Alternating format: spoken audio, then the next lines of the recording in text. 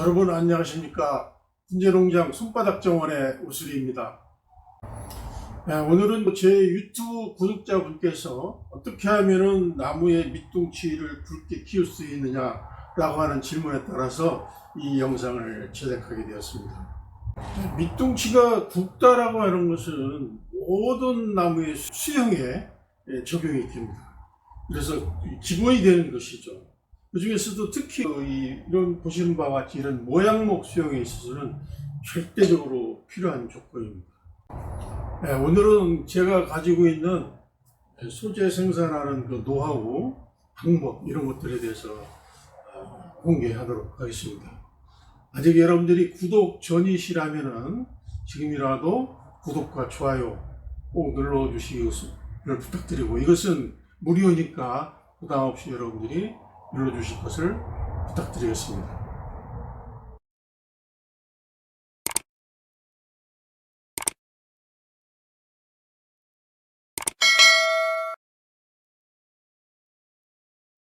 이 나무는 참빗살 나무입니다. 보시는 바와 같이 뿌리 부분이 아주 잘 발달되어 있고 팔방근으로 뻗어나가 있는 것이 이 나무의 특징이라고 얘기할 수 있습니다. 그래서 뿌리 부분이 잘 발달되어 있고 밑둥치가 굉장히 굵은 반면에 키는 이렇게 그렇게 크지 않고 그렇습니다. 이런 것이 전형적인 모양목 형태라고 말씀드릴 수가 있겠죠. 이 나무는 단풍나무인데 보시는 바와 같이 밑둥치가 어마어마할 정도로 큽니다. 화분의 거의 대부분을 차지할 정도로 밑둥치가 이렇게 굵고, 그래서 서서히 이게 이 나무 잎 때문에 잘 보이지는 않지만 굵기 밸런스가 맞아서 키는 아주 굉장히 작습니다. 이런 것들도 역시 전형적인 모양목의 형태를 갖추고 있다라고 얘기할 수 있습니다.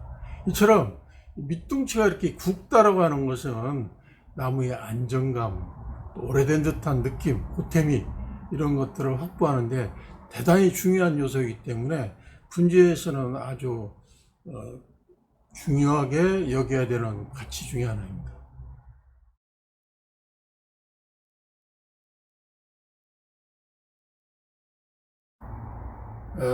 밑둥치를 굵게 키우는 방법, 첫 번째 방법입니다. 보시는 바와 같이 이렇게 덩치가 굉장히 무람하고 굵은데, 이렇게 키워나가기 위해서는 가장 첫 번째 조건이 팔방근입니다. 팔방근이라는 것은 글자 그대로 사방팔방으로 꼬리가 이렇게 뻗어 나가 있는 상태를 팔방근이라고 얘기하죠. 그래서 그렇게 팔방근을 얻기 위해서는 가장 확실한 방법은 취목이나 삽목입니다. 그래서 취목을 한다든가 삽목을 한다든가 해서 팔방근이 확보가 되면은 이 나무의 아주 중요한 덕목 중에 하나인 안정감을 확보할 수 있는 계기가 되기 때문에 취목이나 삽목을 통해서 만드는 것이 가장 확실한 방법입니다. 그래서 그렇게 얻어진 소재를 가지고 아주 얇은 화분, 이 두꺼운 화분보다는 얇은 화분에 심어서 뿌리가 이 밑으로 땅속으로 들어가는 것을 직근이라고 그러는데, 직근은 전부 다 잘라주고 옆에로만 뿌리가 뻗어나가게끔, 즉 측근이 뻗어나가게끔 하는 이러한 과정을 거치는 것이 필요합니다. 그래서 팔방근을 통해서 밑둥치를 굵게 하는 것이 가장 확실한 방법이다 라는 말씀을 드립니다.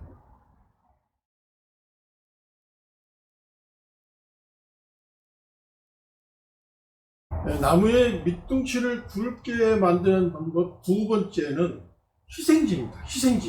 희생지라는 것은 글자 그대로 희생시키는 가지라는 얘기죠.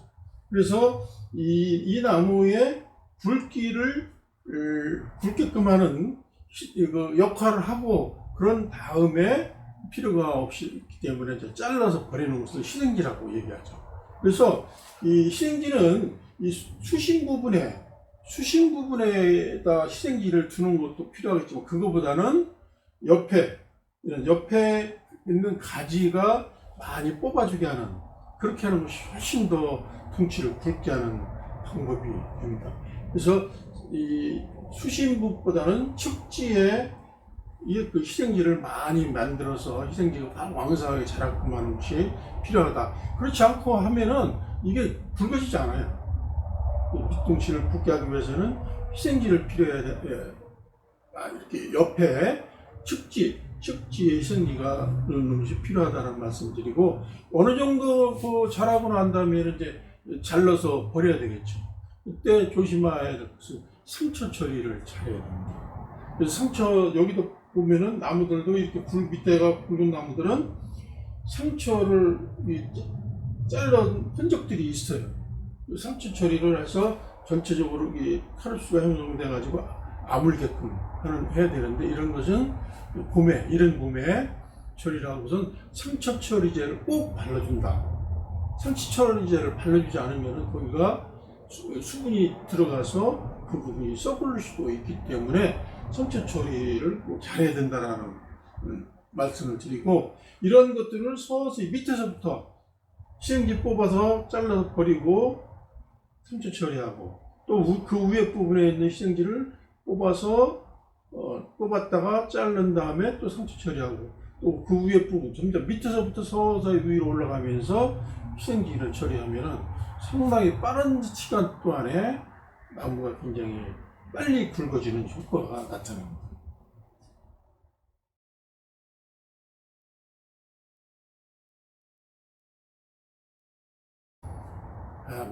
밑둥치를 굵게 하는 세 번째 방법은 나무를 젊게 키워야 돼요.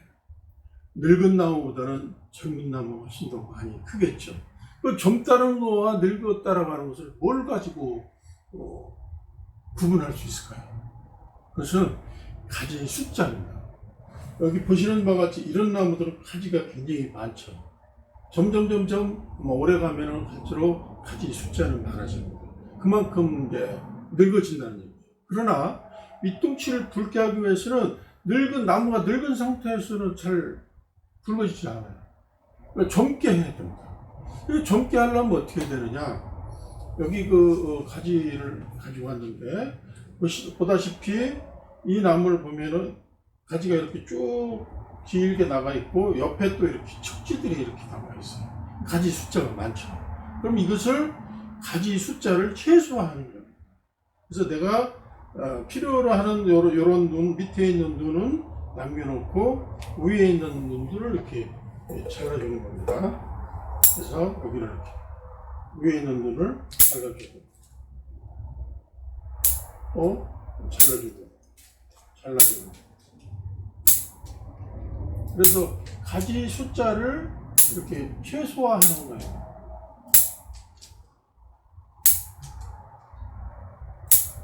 이런 식으로 가지 숫자를 최소화함으로 인해서 나무를 점차 자꾸 젊게 키우는 거예요. 그러면 그럴수록 이 부분이 더 빨리 크고, 이 부분이 빨리 크니까 얘하고 연결되어 있는 둥치가 더 빨리 굵어진다는 말이겠죠.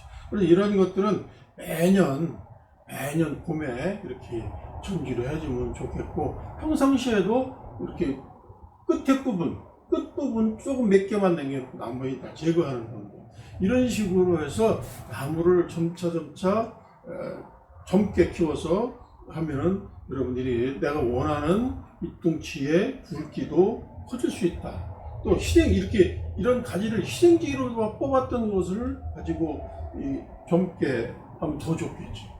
그런 식으로 하면은 상당히 빠른 시간 동안에 굵어질 수 있습니다.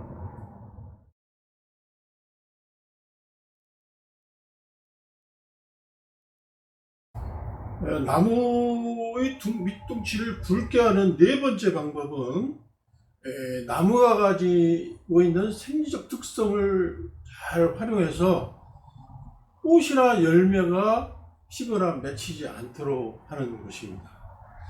이 생식기라고 그러는데, 거의 대부분의 많은 나무들이 대개 7월에서 8월 정도에 생식기가 됩니다. 그래서 그때에 다음 해에 필 꽃을 피게끔 하기 위한 준비를 그때 합니다. 그래서 그 생식기에 이때에 막 가지를 이렇게 잘라주고 그러면은 생식을 못해요. 그래서 다음에 꽃이 안 핍니다. 꽃이 피느냐 안 피느냐, 또 열매를 잇느냐 없느냐에 따라서 크는 속도가 달라집니다. 자료에 의하면은 입에서 만들어진 광합성 작용으로 만들어진 그 영양분이 뭐 뿌리도 가고 줄기도 가고 잎도 가고 여러 가지로 가는데, 꽃이나 열매가 있을 경우에는 그게 한 30% 이상 글로 간다고 해요, 양분이. 그러니까 그만큼 성장이 더디다라고 봐야 되겠죠. 그래서 꽃이나 열매가 생기지 않도록 해줘야 된다는 말씀을 드리는데, 나무에 따라서는 생식기가 조금 차이가 있을 수 있고요. 또 어떤 나무들은 작년도 가지에서 꽃이 피는 경우도 있고, 어떤 나무들은 금년도 새로 나온 가지에서 꽃이 피는 경우도 있어요. 그래서 그런 것들은 이제 감안하셔야 되는데, 작년도 가지에서가 올해 꽃이 피는 경우에는 1년 지난 가지들을 다 잘라주는 거예요. 그럼으로 인해서 꽃이 안 피겠죠. 뭐 예를 든다면은 사과나무라든가, 뭐 배나무라든가, 뭐 감나무라든가, 모과, 장수매, 뭐 윷놀이 등등, 이런 것들은 거의 1년 지난 가지에서 꽃이 피기 때문에 1년 지난 가지를 다 잘라버리면은 꽃이 안 와요. 꽃이 안 오니까 그만큼 더 성장하는 기간이 길어지고 성장하는 양이 더 많아지겠죠. 그 다음에 금년도에 새로 싹이 나와서 꽃이 피는 경우가 있어요. 그런 나무들의 경우는 늦은 봄에 이렇게 잘라주는 거예요. 그러면 얘들도 역시 꽃이 못 펴요. 그 대표적인 게 이제 백일홍 같은 거, 거기에 되겠죠. 또 뭐 괴물도 그런가요? 하여튼 뭐 그런 나무들은 그 다음에 꼭 어떤 나무들이 그런가 하면은 보라색 열매가 좀작살나무, 이런 것들은 금년에 나온 가지에서 꽃이 피고 열매가 맺어요. 그런 것들은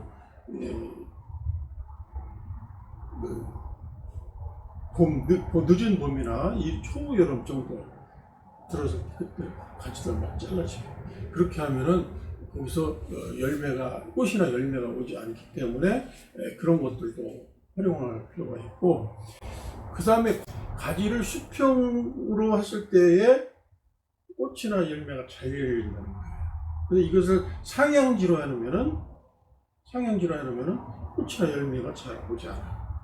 그래서 가지를 이렇게 수평으로 하는 것보다는 빨리 키워오자 할 때는 높게 수직으로, 그래서 이렇게 하면은 왕성한 세력을 받기 때문에 그로 인해서 꽃이 피지 않는 거예요. 너무 세력이 강하고 왕성하면 꽃이나 열매가 오지 않습니다. 과수원의 경우 그런 것을 활용해서 꽃이나 열매를 많이 열리기 위해서는 이 가지를, 이렇게 되어 있는 가지를 수평으로 펴줘요. 조금 밑으로 내리거나 이렇게 해서 꽃이나 열매가 많이 열리게 하기도 하거든요. 그러나 이 밑둥치를 굵게 하는 것은 꽃과 열매를 활용해서 목적이 아니기 때문에 그 목적에 맞게 가지를 이렇게 되어 있으면 조금 올려주는 거예요. 이렇게 만들어 놓으면은 생식이 하지 않기 때문에 그나만큼 나무가 더욱 성장한다라고 볼 수 있습니다.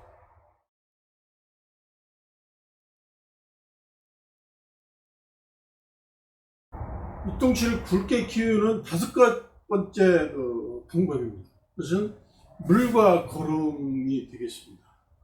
이 거름도 중요하지만 그보다 사실은 더 중요한 게 물이에요. 거름이라는 것은 꼭 필요한 조건입니다. 그러나 물이 없으면, 공급이 되지 않으면 거름은 의미가 없어요. 그래서 물은 충분 조건입니다. 단 여기에서 배수가 잘 된다라고 하는 전제하에 이 거름도 중요하고 그보다 더 중요한 것은 물이다라는 말씀을 드립니다.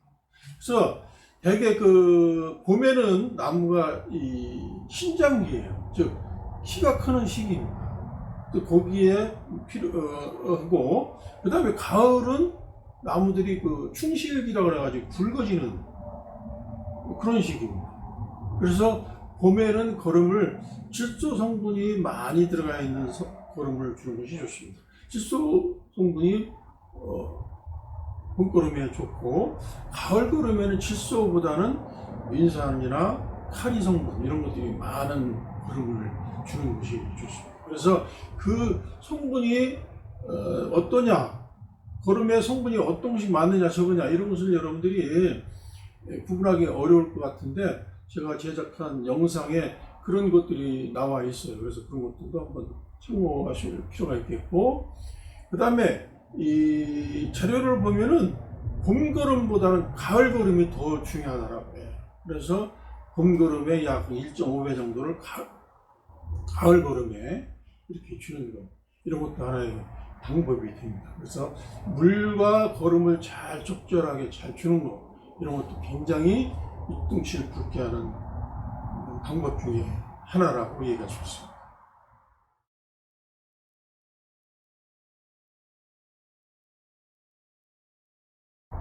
밑둥치를 굵게 키우는 방법 6번째입니다. 여러분들이 그 처음에 나무를 심을 때, 즉 묘목을 처음 심을 때, 이럴 때 그냥 묘목 같은 데에서 삼으면은 막 1m 정도 이상 되고 그러잖아요. 그걸 그대로 심으면은 그 나무가 뿌리가 활착하는 게 굉장히 어려움을 겪습니다. 왜냐하면 길이가 있는 만큼 바람에 의해서 흔들리기 때문에 뿌리가 흔들려서 활착이 어려워요. 잘라서 심어야 됩니다. 잘라서 심는데 어떻게 잘라야 되느냐가 이제 중요한 것이죠. 여러분들이 묘목을 어떤 목적으로 해서 심느냐에 따라서 자르는 위치가 달라져요. 가령 예를 들어서 나는 정원소를 키워야 되겠다, 아니면 이거 심는 것을 큰 대분재로 키워야 되겠다 라고 할 때는 밑에 뿌리 위에서부터 한 4-5마디 정도 자르고 심으면 될 것 같고, 나는 이 묘목을 중분재 소재로 키워야 되겠다 할 경우는 한 3-4마디 정도. 나는 이거는 작은 소분재 30cm 이하의 소분재로 만들어야 되겠다 라고 할 때는 한 2마디 정도 남기고 잘라서 심습니다. 물론 그 마디를 남기고 잘라서 심는 것도 중요하고, 이때 밑으로 내려가는 직근, 아까 직근 필요 없다 그랬잖아요. 직근도 다 자르고, 또 굵은 뿌리는 양분을 빨아들이는 역할을 하지 않아요. 나무의 몸을 지탱해야 하는 그런 역할만 하기 때문에 굵은 뿌리도 그렇게 많이 필요치 않습니다. 그래서 직근이라든가 굵은 뿌리 좀 자르고, 실뿌리, 가는 뿌리 이런 것들이 주변에 있는 양분을 빨아들이는 역할을 하기 때문에 그런 것들을 염두에 두고 직근이나 굵은 뿌리 이런 것들은 자르고 심어준다, 이렇게 생각하시는 것이 바람직할 것 같습니다.